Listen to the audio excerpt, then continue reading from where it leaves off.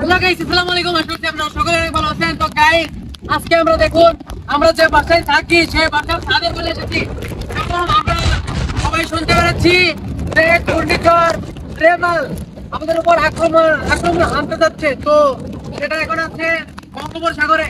আপনারা যদি আশেপাশে দেখেন, আশেপাশে যদি খেয়াল করেন, তাহলে দেখুন এখানে কিন্তু প্রচুর বাতাস প্রবাহিত হচ্ছে এবং আমরা যে এখানে দাঁড়িয়ে আছি আজকে সকাল থেকে কিন্তু বৃষ্টি হচ্ছে। তো এই জায়গায় দেখুন পানি জমে গেছে।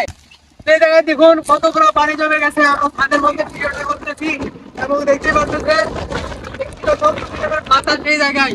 এদিকে একটা নদী আছে, গাইস খুব ঠান্ডার মধ্যে কিন্তু ভিডিওটা করতেছি এবং দেখুন শরীর সব পুরোপুরি কাঁপছে। এখানে থাকাটা কোনোভাবেই নিরাপদ না, তার কারণ বাতাসের যে বেগ আর বাতাসের যে গতি মনে হয় ছাদ থেকে উড়াই নিয়ে যাবে, এ ধরনের একটা কারবার। পরিবার বাতাস গাইস ভাবা যায়। দেখুন ফোনের ক্যামেরা পর্যন্ত মানে অন্ধকার হয়ে গেছে, ফোনের ক্যামেরা পর্যন্ত কালো হয়ে গেছে একবারে। দেখতে পারতেছেন দুইজন এখানে কি অবস্থা দেখতে পাচ্ছেন, আমাদের মতো খুবই বেহাল। যে বৃষ্টি হচ্ছে, এখানে থাকা সম্ভব না। আপনারা দেখতে পাচ্ছেন আশেপাশের গাছগুলো দেখলে আসলে বোঝা যায় কি পরিমাণে বাতাস এখানে মানে বইতেছে। আর শরীরে তো কাপ উঠে গেছে একদম।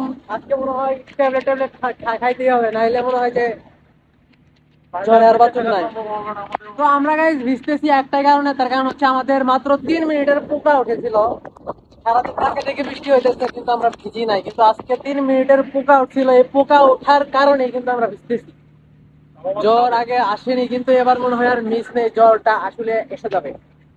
তো এখন ওর কাছ থেকে কিছু শুনি। আমি আর কি বলবো, এখানে আমার বলার কিছু নাই। আমার ভিতরে কাপ উঠে গেছে। তো ভিডিওটা আমরা এখানে শেষ করে দিতাম, কিন্তু দিব না, কারণ যেহেতু আমাদের আর কিছু কথা বলবো, তার কারণ এখানে বলার অনেক কিছু আছে। এই বন্ধু এ কিন্তু আরো আরো অনেক উঠা লম্বা। হ্যাঁ,